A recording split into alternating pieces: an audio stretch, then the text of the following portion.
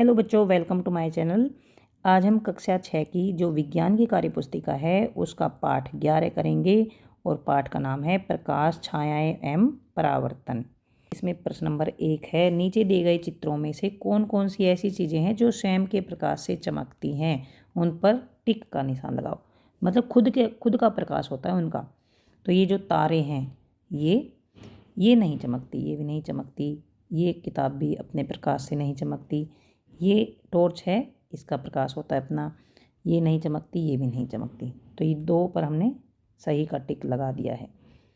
जिन वस्तुओं का अपना प्रकाश होता है उन्हें दीप्त पिंड कहते हैं। तो यहाँ पर देखिए दीप्त पिंड है ये जो तारे हैं, एक तो ये दीप्त पिंड है और ये जो टॉर्च है ये भी दीप्त पिंड हुआ।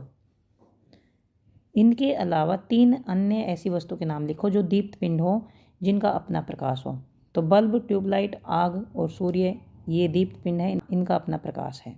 हम अंधेरे में किसी वस्तु को नहीं देख पाते, परंतु उजाले में हमें वस्तुएं साफ दिखाई देते हैं। बताओ ऐसा क्यों होता है? प्रकाश के कारण उजाला होता है और प्रकाश के परावर्तन के कारण हमें वस्तुएं दिखाई देती हैं। हमें कोई भी वस्तु कब दिखाई देती है? मान लीजिए ये वस्तु है, इसके ऊपर प्रकाश पड़ता है और परावर्तित होकर ये वापस जाता है और हमारी आंखों तक पहुंचता है, तो फिर ये वस्तुएं हमें दिखाई देती हैं। तो प्रकाश के परावर्तन के कारण हमें वस्तुएं दिखाई देती हैं। जब प्रकाश नहीं होगा तो फिर हमें कैसे दिखाई देंगी? तो इसलिए उजाले में ही हमें वस्तुएं दिखाई देती हैं। हमारे जीवन का सबसे प्रमुख दीप्त पिंड कौन सा है? दीप्त पिंड मतलब जिसका अपना प्रकाश होता है। तो हमारे जीवन का सबसे प्रमुख दीप्त पिंड है सूर्य। सूर्य का अपना प्रकाश होता है और सूर्य दीप्त पिंड है और सबसे इम्पोर्टेंट दीप्त पिंड है। इसी से सूर्य के प्रकाश से ही प्रकाश संश्लेषण होता है और उसी के प्रकाश से ही उजाला रहता है चारों तरफ। वो हमारे लिए सबसे प्रमुख है। जिन वस्तुओं के आर पार स्पष्ट रूप से देखा जाता है उसे पारदर्शी वस्तुएं कहते हैं। निम्न में से पारदर्शी वस्तुएं छांटो। तो यहाँ पर पारदर्शी वस्तुएं जैसे कांच, उसके बाद है साफ जल, उसके बाद है यहाँ पर बस यही दोनों हैं। तो ये है यहाँ पर हमने लिख दिए। आपने दर्पण को किस श्रेणी में रखा, कारण भी बताओ। दर्पण जो है वो अपारदर्शी है क्योंकि इसके आर पार नहीं देखा जा सकता। जिस वस्तु के आर पार देखा जा सकता है वो पारदर्शी होती है, लेकिन दर्पण के आर पार नहीं देखा जा सकता, इसलिए दर्पण अपारदर्शी है। कुछ वस्तुएं ऐसी होती हैं जिनसे देखने पर धुंधला दिखाई देता है क्योंकि उनमें से प्रकाश की कुछ मात्रा ही गुजर सकती है। ऐसी वस्तु को पारभासी वस्तुएं कहते हैं। जिनके आर पर धुंधला दिखाई देता है उनको कहते हैं पारभासी। तो निम्न में से पारभासी वस्तुएं छांटो। तो यहाँ पर देखिए ट्रेसिंग पेपर एक, तो उसके बाद है पानी भरा गिलास, इसमें से भी आर पार पूरी तरह से नहीं दिखता है। तो ये लिख दिया है पारभासी वस्तुएं, ट्रेसिंग पेपर और पानी से भरा गिलास। जिन वस्तुओं में से प्रकाश बिल्कुल नहीं गुजर सकता उन वस्तुओं के आर पार नहीं देख सकते और उन्हें अपारदर्शी वस्तुएं कहते हैं। निम्न वस्तुओं में से अपारदर्शी वस्तुएं छांटो। नोटबुक अपारदर्शी है, दीवार भी, और मोम भी अपारदर्शी है और स्टील की प्लेट भी। तो ये हमने यहाँ पर लिख दिए हैं। इनके कुछ उदाहरण लिखो। जैसे पारदर्शी होती है हवा, प्लास्टिक। प्लास्टिक ये वाला देखिए, प्लास्टिक जो होता है ना वो ट्रांसपेरेंट, मतलब जैसे कोल्ड ड्रिंक की जो बोतलें होती है देखिए उसके आर पार देखा जा सकता है। तो ये पारदर्शी जो प्लास्टिक होता है वो वाला है।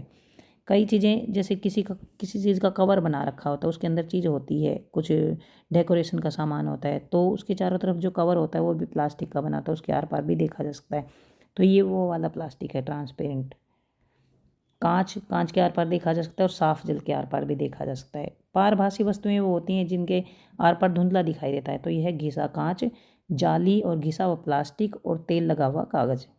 अपारदर्शी वस्तुएं वे होती हैं जिनके आर पार नहीं देखा जा सकता, जैसे पुस्तक, लकड़ी, ईंट, और यहाँ पर अलमारी लिख देना। मोटा कपड़ा भी लिख सकते हैं, दीवार भी लिख सकते हैं। पारदर्शी, पारभासी और अपारदर्शी वस्तुओं का हमारे जीवन में कहाँ कहाँ उपयोग होता है, एक उपयोग लिखो। पारदर्शी वस्तुओं का उपयोग जैसे देखिए खिड़की में कांच लगाते हैं, गाड़ियों में भी कांच लगाते हैं। पारभासी वस्तुएं जैसे जाली के दरवाजे बनाते हैं, खिड़कियाँ बनाते हैं, और दुपट्टा जो होता है वो भी पारभासी होता है। बटर पेपर जो होता है वो भी पारभासी होता है। अपारदर्शी जैसे पत्थर, लकड़ी, धातु के का प्रयोग मकान में होता है।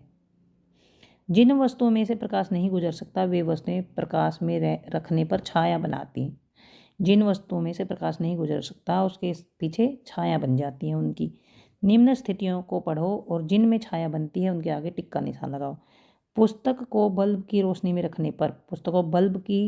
रखने पर उसकी छाया बनती है। धूप में खड़ा पेड़, उसकी भी छाया बनती है। टॉर्च की रोशनी में रखा कांच, तो इसकी छाया नहीं बनती है। कांच अगर रखेंगे टॉर्च की रोशनी में तो नहीं बनेगी, क्योंकि कांच जो है वो पारदर्शी होता है और उसके आर पार प्रकाश चला जाता है, इसलिए उसकी छाया नहीं बनती। अंधेरे कमरे में रखी मेज, तो इसकी भी छाया नहीं बनेगी, क्योंकि छाया बनने के लिए प्रकाश होना जरूरी है। दीपक की रोशनी में खड़ा बालक, इसकी छाया बनेगी। दिन के समय मैदान में खेलते बच्चे, इनकी भी छाया बनती है। गतिविधि 1 है, अपने साथियों के साथ निम्न वस्तुओं को प्रकाश में ले जाकर देखो और उनकी छाया का अवलोकन करो। क्या छाया की आकृति वस्तु की आकृति पर निर्भर करती है? तो देखिए काफ़ी इंपॉर्टेंट है। छाया की आकृति वस्तु की आकृति पर आधारित होती है। अपने साथियों से चर्चा करके लिखो। तो ये वस्तुएं देखिए, ये बॉल, पेंसिल, टेबल लैंप, किताब और खाली बोतल, इनकी छाया बनाकर देखनी। तो बॉल की छाया बन जाएगी, पेंसिल की भी बन जाएगी, टेबल लैंप की बन जाएगी, किताब की बन जाएगी और खाली बोतल की बन जाएगी। लेकिन जो ये छाया है, क्या छाया की आकृति वस्तु की आकृति पर आधारित होती है? ये थोड़ी बहुत, मतलब जो छाया की आकृति होती है वो वस्तु की आकृति पर थोड़ी बहुत निर्भर होती है। जैसे जो बॉल है, बॉल को अगर प्रकाश में लाया जाता है तो उसकी छाया ऐसी भी बन सकती है, लंबी सी भी, गोल भी बन सकती है। तो ये थोड़ी बहुत इस पर निर्भर करती है, और ऐसे भी बन सकती है इसकी छाया, ऐसे भी बन सकती है इसकी छाया। छाया की आकृति वस्तु की आकृति पर थोड़ी बहुत निर्भर करती है, पूरी तरह से निर्भर नहीं करती। कभी कभी वस्तु कुछ और होती है, छाया कुछ और बन जाती है। जैसे मान लीजिए ये एक पाइप है हमारे पास, और यहाँ से अगर प्रकाश पड़ता है तो इसकी छाया ऐसी बनेगी आगे। तो ये तो देखिए बेलनाकार है, लेकिन ये सर्कुलर बनी है। ये देखिए ये ऐसी छाया बनी है। तो कभी कभी छाया वस्तु की आकृति के बारे में भ्रमित भी कर देती है, क्योंकि छाया प्रकाश पर निर्भर करती है कि प्रकाश किस दिशा से आ रहा है।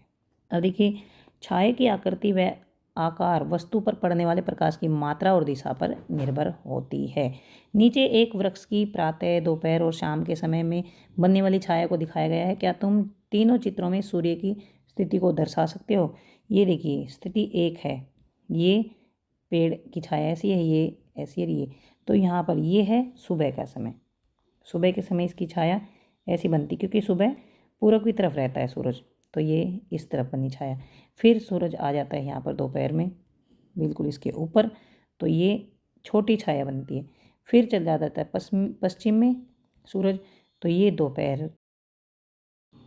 दोपहर और ये है शाम के समय। शाम के समय पश्चिम में रहता है सूरज और इसकी छाया बनती है पूर्व में। गतिविधि 2, तुम एक दर्पण में अपना प्रतिबिंब देखो, इस तरह धूप में अपनी छाया देखो। प्रतिबिंब देखना है दर्पण में और धूप में देखनी है अपनी छाया। इसके अनुसार नीचे कथनों पर सही और गलत का निशान लगाओ। प्रकाश की स्थिति बदलने से छाया के आकार में परिवर्तन हो जाता है, पर प्रतिबिंब के आकार में नहीं। ये बिल्कुल ठीक है। प्रकाश की स्थिति अगर बदलती है तो छाया के आकार में परिवर्तन हो जाता है, पर प्रतिबिंब के आकार में नहीं होता है। ये सही है। प्रतिबिंब में आपके कपड़ों का सही रंग दिखाई देता है, परंतु छाया में नहीं। ये ठीक है। छाया में तो सब कुछ काला काला दिखाई देता है। छाया के आकार से समय का अनुमान लगाया जा सकता है, परंतु प्रतिबिंब से नहीं। ये भी ठीक है। आपके हिलने से प्रतिबिंब हिलता है, परंतु छाया नहीं। ये गलत है। हमारे हिलने से प्रतिबिंब भी हिलता है और छाया भी हिलती है। जब प्रकाश किसी सतह से टकराकर उसी माध्यम में वापस मुड़ जाता है तो इसे प्रकाश का परावर्तन कहते हैं। जैसे दर्पण में अपना प्रतिबिंब देखना। नीचे जो घटनाएं परावर्तन से संबंधित हैं उन पर टिक का निशान लगाओ। तालाब में सूर्य का प्रतिबिंब पड़ना। देखिए जब प्रकाश किसी सतह से टकराता है और उसी माध्यम में वापस मुड़ता है, जैसे कि मान लीजिए ये शीशा है, यहाँ पर प्रकाश पड़ता है और ये वापस टकरा कर चला जाता है, तो उसे कहते हैं प्रकाश का परावर्तन। जैसे दर्पण में अपना प्रतिबिंब देखना। नीचे जो घटनाएं परावर्तन से संबंधित है उस पर टिक लगाओ। तालाब में सूर्य का प्रतिबिंब दिखाई देना, ये ठीक है। बल्ब के प्रकाश में कमरे में रखी वस्तुएं दिखना, ये ठीक है। कांच के गिलास में चम्मच का मुड़ जाना, ये गलत है, ये अपवर्तन के कारण होता है। चांदनी रात में चांद दिखना, ये भी प्रकाश के परावर्तन के कारण होता है। अंधेरे कमरे में वस्तुओं का दिखाई न देना, ये नहीं, क्योंकि इसमें अंधेरा है, प्रकाश है ही नहीं, तो परावर्तन कहाँ से होगा। अपने दैनिक जीवन में ऊपर दी गई घटनाओं के अतिरिक्त परावर्तन की दो घटनाओं को लिखो। अपने आप को दर्पण में देखना, ये भी परावर्तन के कारण होता है। और बर्तनों का चमकना, ये भी परावर्तन के कारण होता है। गतिविधि 3 है। चित्र में दिखाए गए अनुसार एक कॉपी लेनी है, एक कॉपी लेनी है और एक गुटका लेना हमें, और गुटके को ऐसे धूप में रख देना है और इधर से धूप पड़ रही है तो गुटके की जो तरह तरह की छाया बनेगी उसको कॉपी पर उतारना है कि किस तरह। जैसे ये मान लीजिए ये गुटका यहाँ पर ले रखा है तो यहाँ पर इसकी छाया बन रही है तो कॉपी रख देना है वहाँ पर, और फिर इसको पेंसिल से ऐसे बता देना है जैसी भी बन रही है। मान लो इसकी छाया बनती है यहाँ पर, तो यहाँ पर अपनी कॉपी रख देनी है और उस पर छाया के चारों तरफ ऐसे ऐसे पेंसिल से इसकी छाया ऐसे कॉपी पर बना लेनी है। कोशिश करके अलग अलग तरह की 3-4 आकृतियाँ बनाओ। यहाँ पर ये गुटका ले लिया है, इधर से धूप पड़ रही है तो ये आकृति बनती है, एक ही आकृति बनेगी, छोटी सी बन जाएगी क्योंकि गुटके को टेढ़ा कर लेंगे हम, ऐसे ऐसे कर लेंगे धूप में, एक ऐसी बनेगी, एक काफ़ी लंबी बनेगी। तुमने कितनी आकृतियाँ बनाई हैं, ये आकृति किस तरह की थी? ये आकृतियाँ कुछ तो गुटके से मिलती जुलती थी और इनकी आकृतियाँ अलग अलग थी, और कुछ लंबी तो कुछ छोटी थी, जैसे ये हैं। तुम्हें यहाँ कुछ अक्षर दिए गए हैं, इन्हें अपने दोस्त को दर्पण में दिखाओ और उनसे पूछो क्या दिखाई देता है। देखो ये जो अक्षर हैं इसके सामने अगर शीशा रख देंगे जो दर्पण होता है तो ये जो ल है वो ऐसा दिखाई देगा, ए है ये ऐसा दिखाई देगा, और जो बी है वो ऐसे दिखाई देगा, डी ऐसा दिखाई देगा, और ए जो है वो शीशे में ऐसा दिखाई देगा, ये ऐसा, और के ऐसा, एम ऐसा। ऐसा कुछ और अक्षरों के साथ भी करके देखो। जैसे ये सी है और सी को दर्पण में देखेंगे तो ऐसा दिखेगा, और मान लीजिए डब्ल्यू लेंगे तो डब्ल्यू तो ऐसा ही दिखेगा, एक्स जो है वो एक्स ऐसा ही दिखेगा, और वाई भी ऐसा ही दिखेगा, जो ई है वो ऐसा दिखेगा, और एफ जो है वो ऐसा दिखेगा। देखिए अगर हम इसको बीच में से ऐसे देखेंगे, जिसका दायां और बायां एक जैसा है वो तो वैसा ही दिखेगा, यहाँ से देखिए ये तो ऐसा ही दिखेगा। तो यहाँ पर देखिए जो यहाँ पर अगर बीच में से ये करेंगे तो ये इधर अलग है इधर अलग है तो ये फिर अलग ही दिखेगा, ये भी ऐसा ही दिखेगा।